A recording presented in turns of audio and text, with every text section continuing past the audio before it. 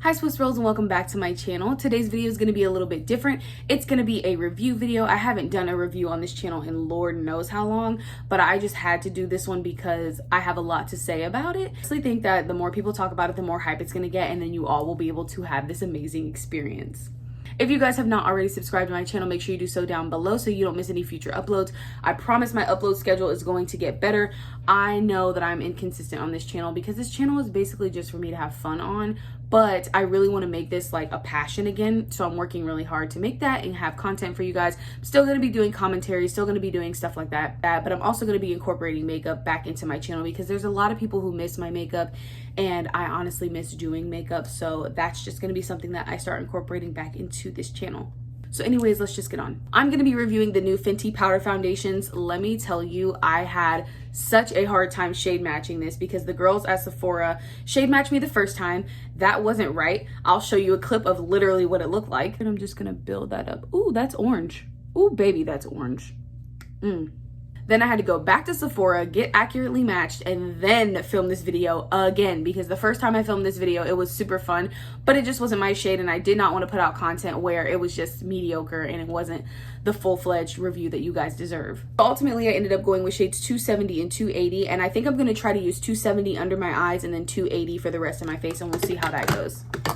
I'm going to do half my face with a sponge and I'm going to do half my face with a brush because I definitely think there is a little bit of a difference. These retail for $36 and you get 0.32 of an ounce, whereas in comparison for the same price of a liquid foundation, you can get like an ounce for $30 or $40 of a good high quality foundation. And I know some people might be saying, well, that's a little bit steep for the price. I honestly do agree. $36 for one of these where you're not even getting an ounce, anywhere close to an ounce, is kind of disheartening. So honestly, if that's something that is a deal breaker for you, I think you could probably just still use your liquid foundation and your powder, your setting powder to just get by. But I'm somebody who does like lightweight coverage. And let me tell you, when I apply these, the feeling of not wearing makeup is amazing. So before I even start applying the foundation, it's important to prep the skin, even more so for powder foundations because you're not getting that thick, like liquid coverage in the way that you are with liquid foundation. So I'm going to start by hydrating my face. This is the Sephora HYA All Day Hydrator. This stuff, amazing. It has hyaluronic acid in it, so it helps out with oily skin if that is something that you're looking for. I got this a while ago though, so I don't even know if they still have it in store. The next thing I'm going to do is prime my skin, and I'm going to use the Milk Makeup Hydro Grip Primer. This stuff is a game changer. If you have never tried this primer, I highly suggest you do because it's one of the stickiest bases I have ever used in my life. And it just like, oh my God, it makes everything so much better. I'm really going to focus this on my cheeks and my forehead because I have a lot of spots like right here and then on my cheeks especially. That's where most of my breakouts are. So I'm going to focus that on those problem areas. And because I do have dark circles, I am going to go in and conceal underneath my eyes with my Benefit Boing Concealer. This is one of my favorite concealers, if not my favorite. I'm using shade number 6 and number 8 and just doing like a double layer kind of thing so I can get a gradient look. Because with powder foundation, I have noticed if you put concealer on and it is a highlighting concealer underneath your eyes and then you go to put on the powder foundation, there's a line of demarcation. So I'm putting on a concealer that's super close to my skin tone so that it can just fade and just melt all into one shade. And I'm going to stop like right here at my cheekbone because I do like to feather out my concealer. So we're at this point. On this side, I'm going to use a brush and I'm going to start with 270. And this is just like a dense like packing brush. Not much fallout. There really isn't anything on there, which is good because you're not wasting product. I'm just going to pack this underneath my eye. Because this is a powder foundation and not like a translucent setting powder, it did make my under eye like a little bit darker or more close to my skin color, which is fine with me. If you don't like that, I would just use a translucent setting powder under your eye. That's really probably the only thing that's going to make that keep it bright. But I would just do that if you don't like, you know, you can see how it got darker. Like if you don't like that look, or if you want your under eyes to still be super bright, I would just use a translucent setting powder underneath it. So I'm going to go in with 280.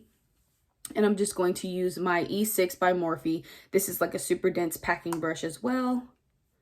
This one is just a little more dense than the other one that I used. I'm just going to pack this on.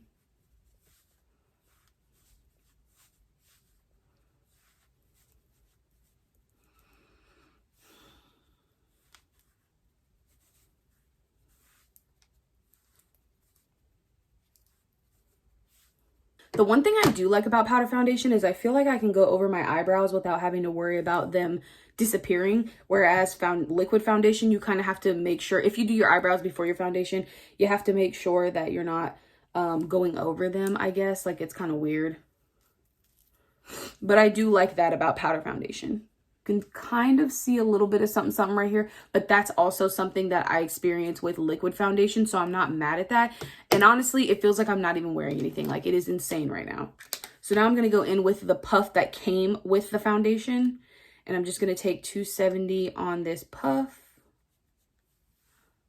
and just apply that underneath the eye.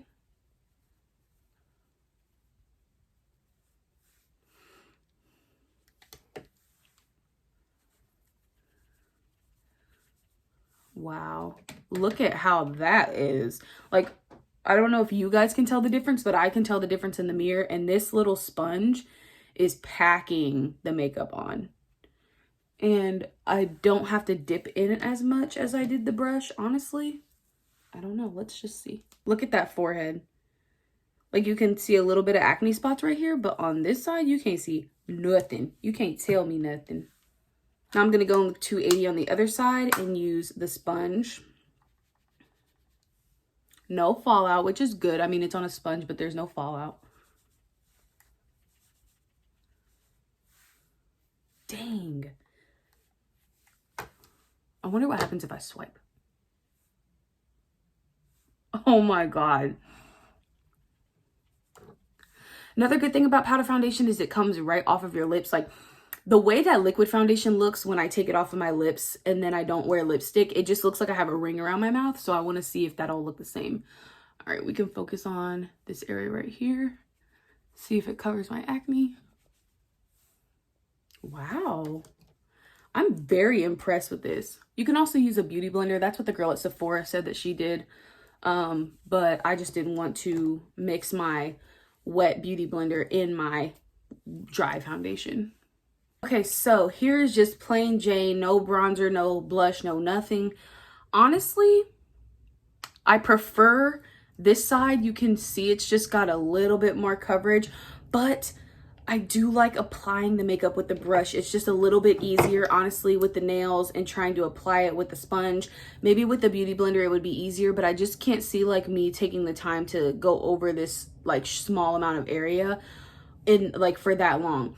So honestly, the brush, I'm not mad at the coverage at all. Look at it, it's beautiful. Honestly, both sides look gorgeous. They just give off this nice airbrushed look. Like, I don't feel like I'm overly caked. I don't feel like I'm wearing a ton of makeup. If you don't want to pay $36, I heard that the the L'Oreal Infallible powder foundation is amazing too, has amazing coverage. So if you guys want a review on that powder foundation, let me know, because I will straight go pick up some and I will do a review on that too. I'm gonna use my Kimchi bronzer. This is in the shade 4.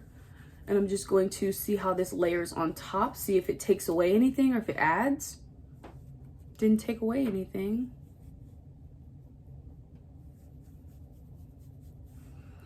I love this bronzer so much. It's so warm and glowy, and it just makes everything look so much better.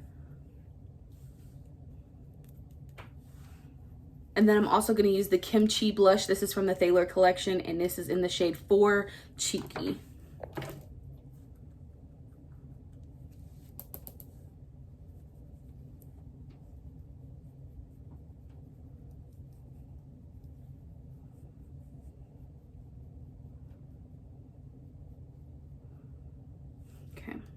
And the last thing I'm going to do, which is going to be super important because this is powder foundation, is setting. I'm using the Benefit Professional Super Setter. I love this setting spray. It is amazing because look at the mister. I don't know if y'all could see that, but it's a mist. It ain't a spray. Okay, so this is the final look. I feel really, really pretty. I feel really covered. I feel like I could go out like this and I could just like slay everywhere I go. I would get compliments like, I'm not tooting my own horn, but I feel very pretty. Yeah, so if you guys like this video, let me know down in the comment section below, and let me know what other products you want me to review. There's a lot of stuff coming out right now, so really anything, if you guys want me to review, let me know and I will definitely review it. So I will see you guys in my next video. Bye.